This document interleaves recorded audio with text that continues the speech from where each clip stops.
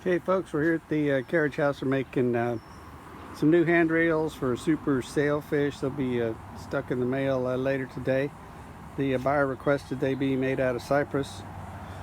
So we had to go pick up a piece of cypress at the local mill to make the handrails. While we were there, we picked up one or two extra pieces to be used on the cat boat that we're designing, and sunfish, wooden sunfish replica we're building, and make super sailfish handrails.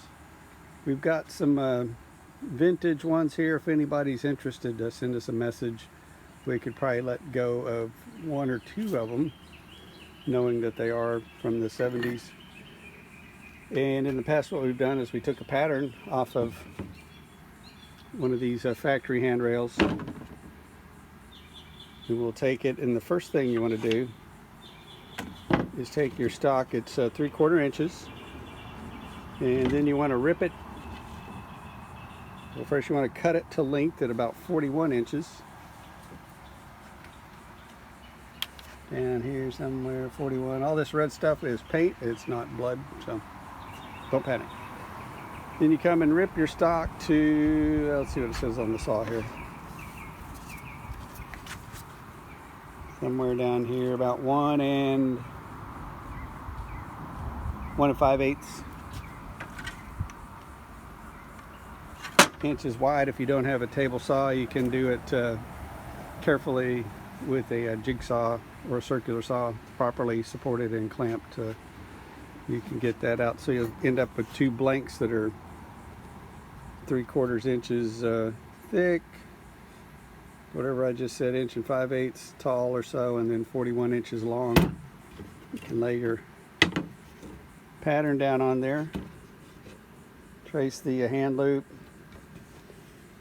a curve at the end, hand loop. And then you only have to trace, we've got a full pattern here, and really what we should just use is a half pattern. Trace about the first half of it, take this, flip it around, trace the second half, come down, trace the same loop on the other end.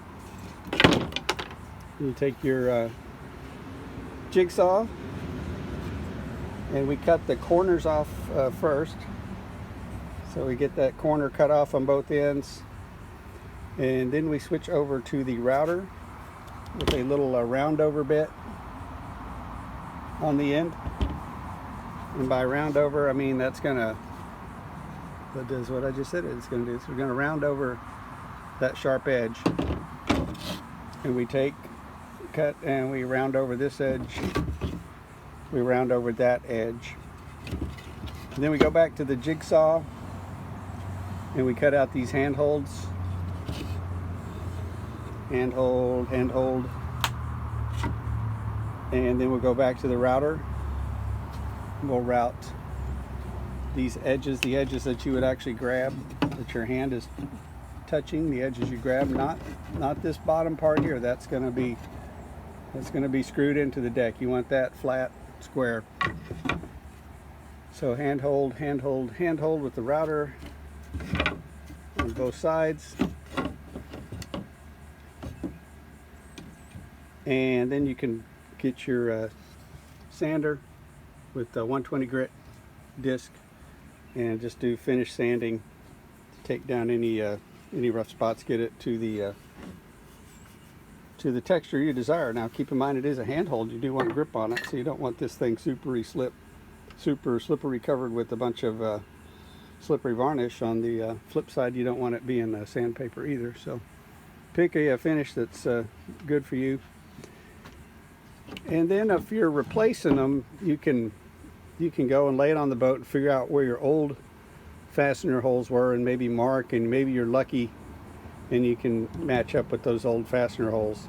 If not, you can fill the old holes with thickened epoxy, drill a new hole and hit the wooden block that's underneath with the new fastener. Go through the middle, the fasteners in the middle go through the middle of the that vertical piece, but then on the end they're offset more towards the center to get the thickest part of the handhold. They don't You don't want to put them down towards the end because you don't have any meat for the screw to grab. I think it's about a number 10 or so, about 2.5 inches. Let's see if my memory's good. 1, 2.5, number 10 or so, 2.5 inches. The factory, they come with a pilot hole and a countersink, so the head is flush like that when it's installed. So that's how you can make some super sailfish handrails.